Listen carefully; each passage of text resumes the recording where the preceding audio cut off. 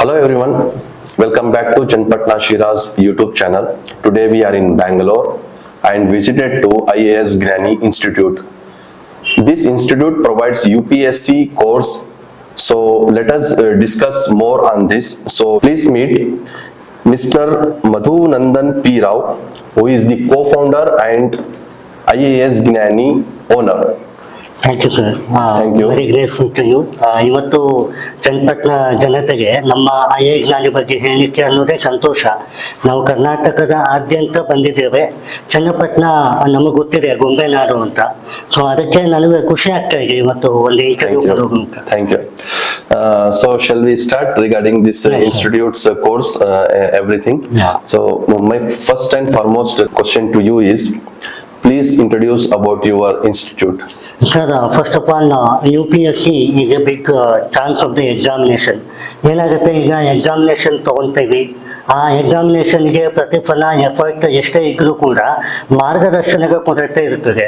ಎಷ್ಟೋ ಕಡೆ ನೋಡ್ತೀವಿ ನಾವು, ಮಾರ್ಗದರ್ಶನ ಯಾವ ರೀತಿ ಇರಬೇಕು ಅನ್ನೋದು ಒಂದು ಅಭ್ಯಾಸ ನಿರತವಾಗಿರ್ಬೇಕೆ ಅಥವಾ ಕ್ವಶನ್ ಪೇಪರ್ ಆಧಾರಿತವಾಗಿರ್ಬೇಕೆ ಅಂತ.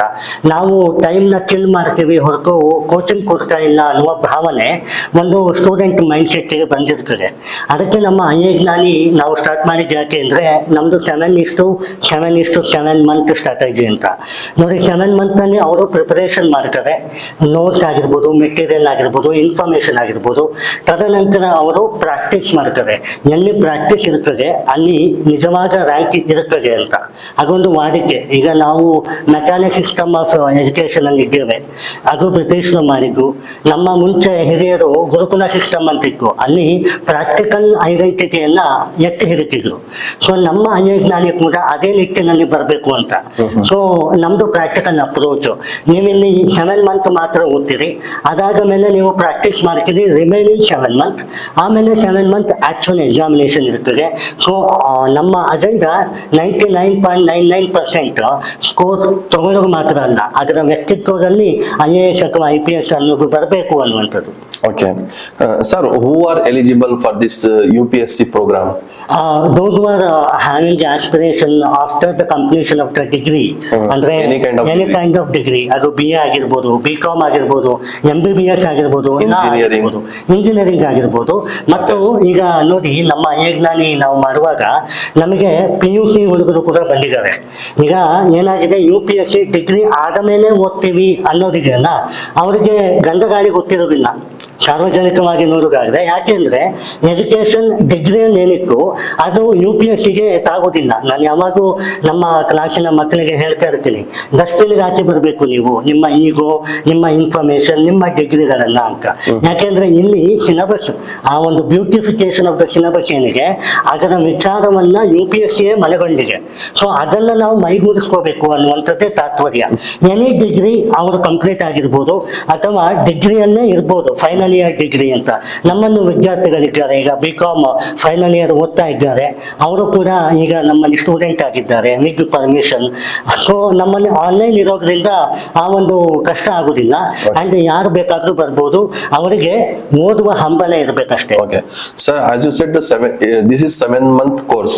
So in this particular period, how you ಯಾವ ತರ ನೀವು ಇದು ಕೋರ್ಸ್ ನ ಸಿಲೆಬಸ್ ಕಂಪ್ಲೀಟ್ ಮಾಡ್ತೀರಾ? ನೋಡಿ, UPSC ಯಲ್ಲಿ ಏನಾಗಿದೆ, 1.5 ವರ್ಷ ಅಥವಾ 1 ವರ್ಷದ ಫಿಲಾಸಫಿಯನ್ನ ತಗೊಂಡಿರ್ತಾರೆ. ಅದು ಅಲ್ಲ, ಈಗ ಸಿಲೆಬಸ್ ಆಧಾರಿತವಾಗಿ ನಾವೇ ಒಂದು ಬ್ಲೂ ಪ್ರಿಂಟ್ ಮಾದರಿಯನ್ನ ತಯಾರಿಸಿದ್ದೀವಿ.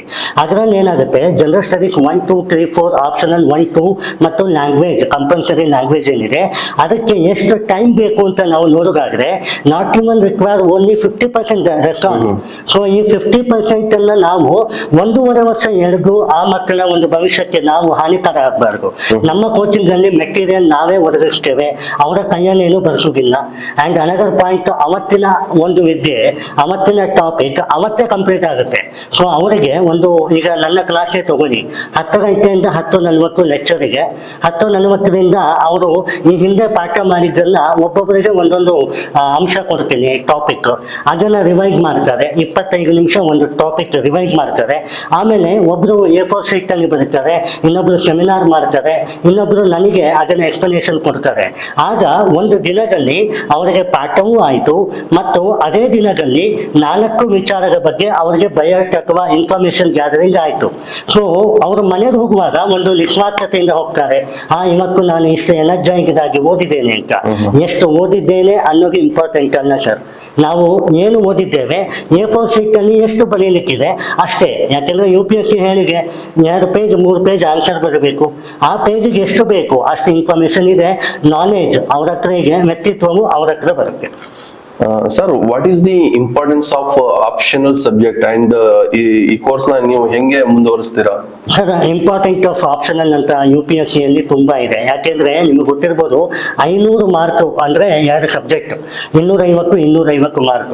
ಆಪ್ಷನಲ್ಸ್ ಅಂತ ಯಾಕೆ ಕರೀತಾರೆ? ಈಗ ನಿಮಗೆ ಜಿಯೋಗ್ರಫಿ ಇಷ್ಟ, ಇನ್ನೊಬ್ಬರಿಗೆ ಸೋಷಿಯಾಲಜಿ, ಇನ್ನೊಬ್ಬರಿಗೆ ಕನ್ನಡ ಲಿಟ್ರೇಚರ್, ಆಂಥ್ರೋಪಾಲಜಿ ಇಷ್ಟ. ನನ್ನ ಅಭಿರುಚಿಗೆ, ನನ್ನ ಸ್ವಾತಂತ್ರ್ಯಕ್ಕೆ ನಾನು ಯಾವುದು ಖುಷಿ ಇದೆ ಅದನ್ನ ತಗೊಳ್ಳಿ ಅಂತ UPSC ಕೊಟ್ಟಿದ್ದಾರೆ. ಅದು ಸ್ಕೋರಿಂಗ್ ಕೂಡ. ಯಾಕೆಂದ್ರೆ ಈಗ ಪ್ರೀವಿಯಸ್ ಇಯರ್ ಪೇಪರ್ ನೋಡಿದಾದ್ರೆ 80% ಆಫ್ ದ ಕ್ವಶನ್ಸ್ ಏನಿಗೆ ರಿಪೀಟ್ ಆಗಿ ಬಂದಿದೆ. ಯಾಕೆ ಅಂತಂದ್ರೆ ಅವರ ಅಭಿರುಚಿ ಎಷ್ಟು ಅಂತ. 500 ಮಾರ್ಕ್ ಅದರಲ್ಲಿ ಬರ್ತದೆ. ರಿಮೈನಿಂಗ್ ಕೇವಲ 700 ಮಾರ್ಕ್ ಅಷ್ಟೇ ಅವ್ರು ತಗೋಬೇಕಾಗಿರ್ತದೆ. ಯಾಕೆಂದ್ರೆ ನಿಮಗೆ ಗೊತ್ತಿದೆ 1020 ಮಾರ್ಕ್ ಬಂದ್ರೆ ಅವ ಫಸ್ಟ್ ರ್ಯಾಂಕ್ ಅಂತ UPSC ಅಲ್ಲಿ. ಸೊ ಆಪ್ಷನಲ್ಸ್ ಅನ್ನೋದು ಒಂದು ಮೇಧಾವಿತನದ ಸಬ್ಜೆಕ್ಟ್ ಆಗಿರ್ಬೋದು, ನಾವು ಹೇಗೆ ಬಳಕೆ ಮಾಡ್ತೀವಿ ಅಂತ. ಹಾಗೆ Sir, could you please tell us about your faculty team and their background regarding this UPSC? ನಮ್ಮ ಐಐಟಿನಲ್ಲಿ ವರ್ಸಟ್ಯಾಲಿಟಿಯನ್ನ ಮೇಂಟೈನ್ ಮಾಡಿದ್ದೇವೆ. ಈಗ ಒಂದು ಜನರಲ್ ಸ್ಟಡೀಸ್ 1 ಆಗಿರ್ಬೋದು, ನಮ್ಮಲ್ಲಿ ಹಾನರಬಲ್ ವಿನಯ್ ಸರ್ ಅಂತ ಇದ್ದಾರೆ. ಹೀಗೆ great items of ancient history ಆಗಿರ್ಬೋದು, modern history and law mechanical ಬಗ್ಗೆ ಅವ್ರಿಗೆ ನಾಲೆಜ್ ಇದೆ. ಕಂಪ್ಯೂಟರ್ ಎಕ್ಸ್ಪರ್ಟ್ ಇದ್ದಾರೆ. ಸೊ ನಮ್ಮಲ್ಲಿ ಮಲ್ಟಿಪಲ್ ಡಿಗ್ರಿಗಳನ್ನ ಮಾಡ್ಕೊಂಡದ್ದು ಮಾತ್ರ ಅಲ್ಲದೆ ತನ್ನ ಅಭಿರುಚಿಯನ್ನಾಗಿ ಮಾಡ್ಕೊಂಡಿದ್ದಾರೆ. He wrote a book, ಇಮ್ಮಡಿ ಪುಲಕೇಶಿ ಬಗ್ಗೆ ಎಷ್ಟು ಜನ ಮಾಡಿದ್ದಾರೆ. ಸೊ ಆ ಒಂದು ತಾತ್ಪರ್ಯ ಏನಿಗೆ ಮನಸ್ಸಿನಲ್ಲಿ ಇರಬೇಕು. ಅವರ ಗೈಡೆನ್ಸ್ ಮಕ್ಕಳಿಗೆ ರೀಚ್ ಆದ್ರೆ ಅದು ಆಲ್ಮೋಸ್ಟ್ ರ್ಯಾಂಕಿಗೆ ಹತ್ತಿರ ಅಂತ ಪ್ರಾಕ್ಟಿಕಾಲಿಟಿಯನ್ನು ತಗೊಂಡ್ಬರ್ತಾರೆ. ಇನ್ಕ್ಲೂಡಿಂಗ್ ನಾನಾಗಿರ್ಬೋದು, ಸರ್ ಆಗಿರ್ಬೋದು, ಅಥವಾ ಅದರ್ ಫ್ಯಾಕಲ್ಟೀಸ್ ಆಗಿರ್ಬೋದು. ವಿಶ್ಲೇಷಣೆ ಬರೀ ಡಿಗ್ರಿಯಲ್ಲಿ ಮಾತ್ರ ಇಲ್ಲ, ಪ್ರಾಕ್ಟಿಕಲ್ಸ್ ಅಲ್ಲಿದೆ. ಸೊ ಮೈಂಡ್ ಸೆಟ್ ಯಾವತ್ತೂ ಒಂದೇ ತರ ಪ್ರಾಕ್ಟಿಕಲ್ ನಲ್ಲಿ ಇದ್ರೆ theory will be easy. Okay. In this particular IT city of India, metropolitan city, so ನಿಮ್ ಇನ್ಸ್ಟಿಟ್ಯೂಟ್ ಬೇರೆ ಇನ್ಸ್ಟಿಟ್ಯೂಟ್ಸ್ ಕೂಡ ಐತೆ ಬೆಂಗಳೂರು. ಸೊ ನಿಮ್ಮ ಇನ್ಸ್ಟಿಟ್ಯೂಟ್ ಹೆಂಗೆ ಇಂಪಾರ್ಟೆಂಟ್ ಕೊಡ್ತೀರಾ ನೀವು? ಸರ್ ನೋಡಿ, ಕೋಚಿಂಗ್ ನಾನು ನಮ್ಮ ಐಐಟಿ ಬಗ್ಗೆ ಹೇಳುವುದಾದ್ರೆ practicality is the key pillar for this institution.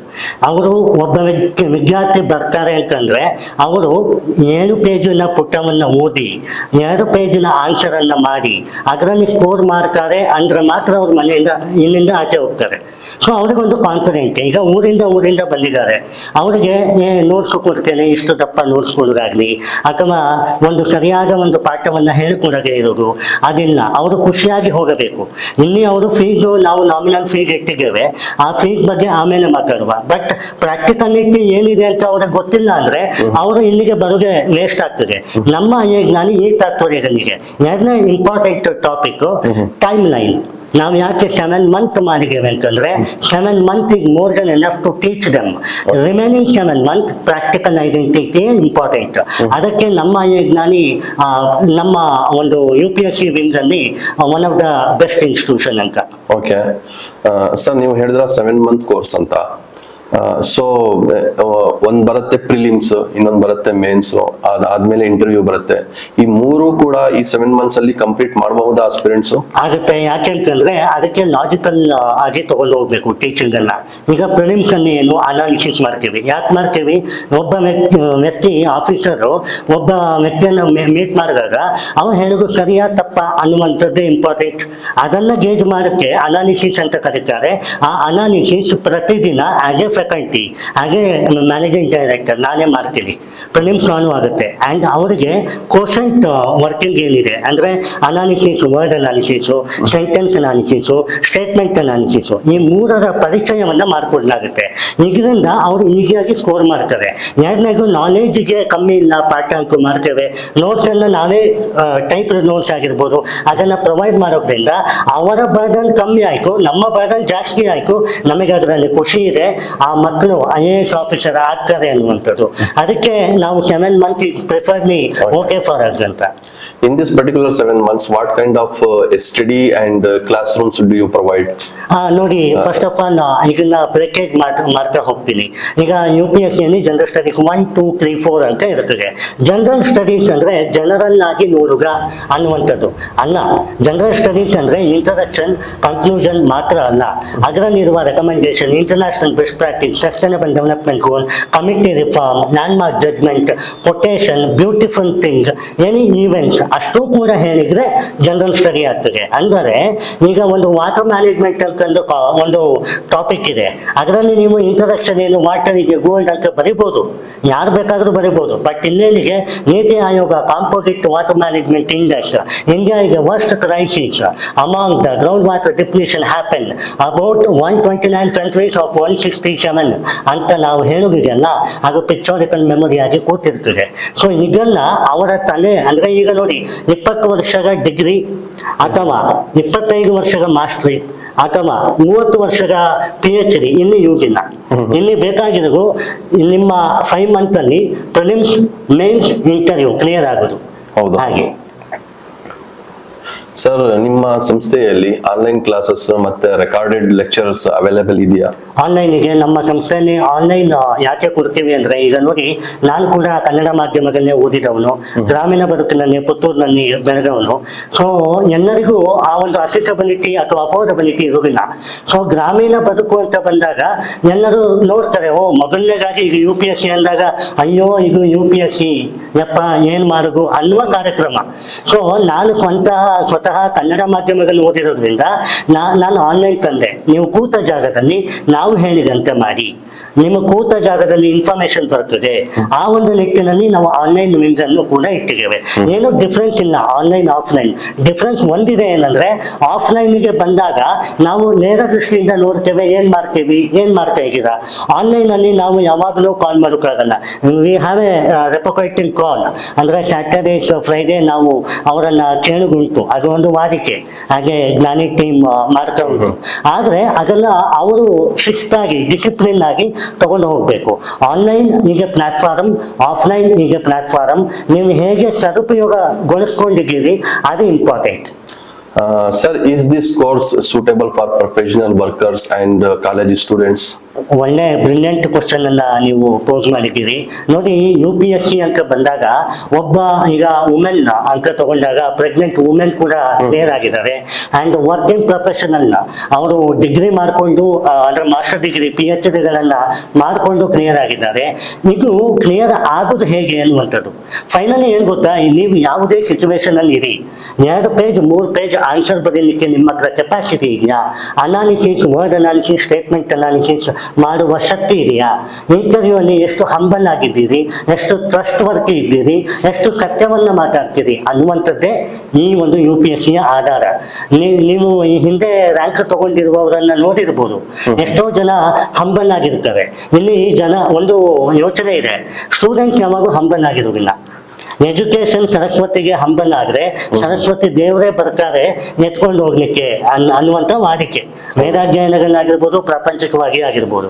So ನಿಮ್ಮಲ್ಲಿ ಹಂಬಲ್ ಇದೆಯಾ, ನೀವು ಎಲ್ಲಿರ್ತೀರಿ, ಡಿಗ್ರಿ, ಕಾಲೇಜ್ ಅಥವಾ ನಿಮ್ಮ ಅಫಿಷಿಯಲ್, ಅದು ಮ್ಯಾಟರ್ ಆಗೋದಿಲ್ಲ. Okay, sir, can you please tell us about your fees, this course fees structure?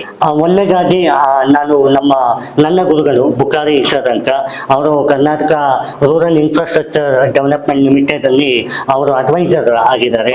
And ನಾನು ಅವರಲ್ಲಿ ಕಲ್ತಿದ್ದೇನೆ ಸುಮಾರು technical civil engineering, mainly concrete road ಆಗಿರ್ಬೋದು, ಬಿಟಮಿನಸ್ ರೋಡ್, ಅದರ ಬಗ್ಗೆ ಎಕ್ಸ್ಟೆನ್ಸಿವ್ ಆಗಿ ಅವರ ನಾಲೆಜ್ ಇದೆ. ಸೊ ಅವರ ಒಂದು ಮಾರ್ಗದರ್ಶನದಲ್ಲಿ ಈ ಒಂದು ಸಂಸ್ಥೆ ನಡೀತಾ ಇದೆ ಅಂತಾನೆ ಹೇಳ್ಬೋದು.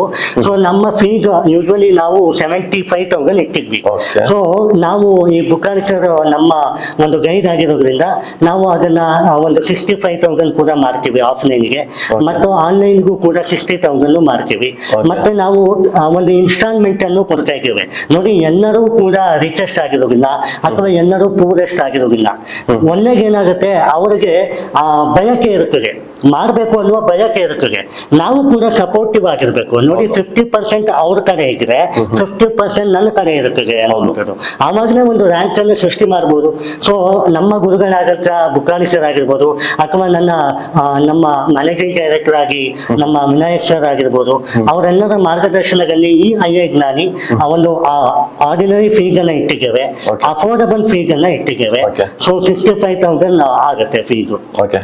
Sir, as you said in IAS Gnani, you have mentioned 75,000 for the month, for 7 months. Still you are giving concessions, but still I am asking you one more question, like for deserving students, those who are not capable to pay this fee also, do you provide any kind of scholarship for ಖಂಡಿತ. them? ಈ ಹಿಂದೆ ನೋಡಿ ಎಷ್ಟೊಂದು calls ಬಂದಿದೆ north ಕರ್ನಾಟಕದಿಂದ, especially Yadgir ಜಿಲ್ಲೆಯಿಂದ ಬಂದಿದೆ, ಧಾರವಾಡ, ಹುಬ್ಬಳ್ಳಿ, ಗುಲ್ಬರ್ಗ, ಬೀದರ್ ಎಲ್ಲ ಕಡೆ ಬಂದಿದೆ. ನಾವು ಹೇಳೋದು ಏನಂದ್ರೆ, ನೀವು ಫೀಸ್ ಬಗ್ಗೆ ವರಿ ಮಾಡಬೇಡಿ, ಇನ್ಸ್ಟಾಲ್ಮೆಂಟ್ ಇದೆ ನಿಮಗೆ, 3 ಟೈರ್ ಇನ್ಸ್ಟಾಲ್ಮೆಂಟ್ ಇದೆ. ನಮ್ಮ ಮ್ಯಾನೇಜಿಂಗ್ ಡೈರೆಕ್ಟರ್ ಆಗಿ ವಿನಯ್ ಸರ್ ಕೂಡ ಅದನ್ನೇ ಹೇಳ್ತಿರ್ತೇವೆ. ಯಾಕೆಂದ್ರೆ ನಮ್ಮ ಕೋಚಿಂಗ್ ಏನಿದೆ ಅದು ಕೋಚ್ ಆಗಿರಬಾರ್ದು. ಕೋಚಿಂಗ್ ಅನ್ನೋದು ಅವರ ತಲೆಯಲ್ಲೇ ಕೂತಿರ್ಬೇಕು. Yes, I am very happy ಈ ಕೋಚಿಂಗ್ ತಗೊಂಡಿದ್ದಕ್ಕೆ. ಯಾವಾಗ ಅದು ಬರ್ತದಲ್ಲ ಅಲ್ಲಿ ಪೇಮೆಂಟ್ ಬಂತು ಅಂತ ಅರ್ಥ. ಅದಕ್ಕೆ ನಮ್ಮ ಮ್ಯಾನೇಜಿಂಗ್ ಡೈರೆಕ್ಟರ್ ಆಗಿ ನಮ್ಮ ಸರ್ ಕೂಡ ಅದೇ ವಾದ. ನಾವು ಕಡಿಮೆ ಫೀಗೆ ಇಟ್ಟಿದ್ದೇವೆ, ಹೌದು. ಈಗ ನೋಡಿ ಆಚೆ 1,40,000 ಇದೆ, 1,20,000 ಇದೆ. ನಮ್ಮ ಫೀಸ್ 70,000. ಅದರಲ್ಲಿ ನಮ್ಮ ಬುಕಾರಿ ಸರ್ ನಮ್ಮ ಗುರುಗಳಾಗಿ ನಮ್ಮ ಮಾರ್ಗದರ್ಶಕರಾಗಿರೋದ್ರಿಂದ 65,000 ಮಾಡಿದ್ದೇವೆ. ಸೊ ಈಗ ಅದನ್ನ ನಾವು ಇನ್ಸ್ಟಾಲ್ಮೆಂಟ್ ಮಾಡ್ತೇವೆ. ಅಂದ್ರೆ ಸ್ಟಾರ್ಟಿಂಗ್ ನೀವೊಂದು 15 ಅಥವಾ 20,000 ಕಟ್ಟಿ, ರಿಮೈನಿಂಗ್ 20,000, ರಿಮೈನಿಂಗ್ 15,000. ಆಗ ನೀವು ಅಫೋರ್ಡಬಲ್ಗೆ ಬಂದಿರ್ತೀರಿ. Okay. ಅಂಡ್ ನಿಮ್ಮ ಕೋರ್ಸ್ ಕೂಡ ಕಂಪ್ಲೀಟ್ ಆಯ್ತು ಅಂತ. Okay. For serious aspirants for this particular course, why they should choose your particular IAS Gnani Institute only? Main ಆಗಿ ನಮ್ದು ಪ್ರಾಕ್ಟಿಕಲ್ ಐಡೆಂಟಿಟಿ ಕೋರ್ಸ್ ಆಗಿದೆ. ನೋಡಿ, IAS ಆಗಿರ್ಬೋದು, KAS ಆಗಿರ್ಬೋದು, PSI ಆಗಿರ್ಬೋದು, ನಂಬರ್ 1 ನಿಮಗೆ ಏನ್ ಬೇಕು? ಒಂದು ಹಂಬಲ್ನೆಸ್ ಬೇಕು. ನಾನು ಹಂಬಲ್ ಆಗಿದ್ದೇನೆ, ನೀವು ಹಂಬಲ್ ಆಗಿದ್ದೀರಿ ಅಂದ್ರೆ 50% ಗೇಮ್ ಓವರ್ ಅಂತ ತಿಳ್ಕೊಳ್ಳಿ. 2ನೇ ಪಾಯಿಂಟ್ ಏನ್ ಬೇಕು? ನೀವು ಆಕ್ಚುಯಲ್ ಪ್ರಿಪರೇಷನ್ಗೆ ಎಂಟಿ ಮೈಂಡ್ ಆಗ್ಬೇಕು. ನೋಡಿ, ಎಷ್ಟೋ ಜನ ಮೈಂಡ್ ಅಲ್ಲಿ ನನಗೆ ಅದು ಗೊತ್ತು, ಇದು ಗೊತ್ತು, ಓಕೆ ಈ NCERT ಓದಬೇಕು, ಡಿ ಹಿಂದೂ ಓದಬೇಕು. UPSC ಎಲ್ಲಾದ್ರೂ ಪ್ರಿಂಟ್ ಹಾಕಿದ್ಯಾ? ಡಿ ಹಿಂದೂ ಓದಬೇಕು, ಜೊತೆಗೆ ಮಾಡೆಲ್. ಈಗ ನಾನು ನಿಮ್ಮಿಂದಲೂ 1000 ವಿಚಾರವನ್ನ ತಿಳ್ಕೊಂಡಿರ್ಬೋದು. ಚನ್ನಪಟ್ಟಣ ಉಗಾಹರಣೆ ಇದೆ, ಎಷ್ಟೊಂದು ನೀರಾವರಿ ಯೋಜನೆ ಇದೆ, ಅದನ್ನು ನಾನು ವಾಟರ್ ಮ್ಯಾನೇಜ್ಮೆಂಟ್ ಅಲ್ಲಿ ಬರೀತೀನಿ. ಸೊ ನನಗೆ ನಿಮ್ಮಿಂದ ನಾಲೆಜ್ ಸಿಕ್ಕು. UPSC ಹೇಳಿಲ್ಲ ಸರ್ ಎಲ್ಲ ಕಡೆಯಿಂದ ತಗೊಳ್ಳಿ ಅಂತ. ಎಷ್ಟು ಬರಿಬೇಕು ಅಷ್ಟು ಬರಿಬೇಕು ಅನ್ನುವ ಯೋಚನೆಯಿಂದ ಬರಬೇಕು. 3ನೇದು ಡೈಲಿ ಪ್ರಾಕ್ಟೀಸ್ ನಾವು ಮಾಡ್ತಾ ಇದ್ದೀವಿ. IAS ಜ್ಞಾನಿ ಡೈಲಿ ಪ್ರಾಕ್ಟೀಸ್ ಮಾಡೋದ್ರಿಂದ IAS ಜ್ಞಾನಿ ಇವತ್ತು ಪ್ರಾಕ್ಟಿಕಲ್ ಐಡೆಂಟಿಟಿಗೆ ಫೇಮಸ್ ಆಗಿದೆ. ನಮ್ಮ ಜೊತೆ ಮಾತಾಡಿದ್ದಕ್ಕೆ ತುಂಬಾ ಧನ್ಯವಾದಗಳು. ತುಂಬಾ ಚೆನ್ನಾಗಿ, ತುಂಬಾ ವಿವರವಾಗಿ ನಮ್ಮ ವ್ಯೂವರ್ಸ್ಗೆ, especially for the Channapatna viewers, those who are following my channel, ತುಂಬಾ ಚೆನ್ನಾಗಿ ಹೇಳಿದ್ದೀರಾ. ಸೊ ಇವರು mister Madhunandan P Rao, co founder of IAS Gnani Institute, Channapatna Shiraj ಅಲ್ಲಿ ಮತ್ತೆ ಸಿಗೋಣ. ಬಾಯ್. ಮೊದಲನೇದಾಗಿ ಶಿರಾಜ್ ಸರ್ಗೆ ನಾನು ಖುಷಿಯಾಗಿ ಒಂದು ವಂದನೆಗಳನ್ನು ಹೇಳ್ತೀನಿ. ಮತ್ತು ನಮ್ಮ ಬುಕಾರಿ ಸರ್, ಅವ್ರು ನಮ್ಮ ಗುರುಗಳು, ಅವರ ಆಶೀರ್ವಾದ ಕೊನೆವರೆಗೂ ಇರ್ತದೆ. ಅವರ ಒಂದು ಪ್ರೇರೇಪಣೆಯಿಂದ ಒಂದು IAS ಜ್ಞಾನಿ ಬೆಳಗುತ್ತೆ ಅಂತ ಒಂದು. ಮತ್ತೆ ನಮ್ಮ ಮ್ಯಾನೇಜಿಂಗ್ ಡೈರೆಕ್ಟರ್ ಆಗಿರುವ ವಿನಯ್ ಸರ್, ಹೀಗೆ ಗ್ರೇಟ್ ಮ್ಯಾನ್ ಅಂತ, ನಮ್ಮ ಒಂದು backbone, front bone and all the sector of energy ಅಂತ ಹೇಳ್ಬೋದು. So very special sir. Thank you sir. Thank you sir. Thank you.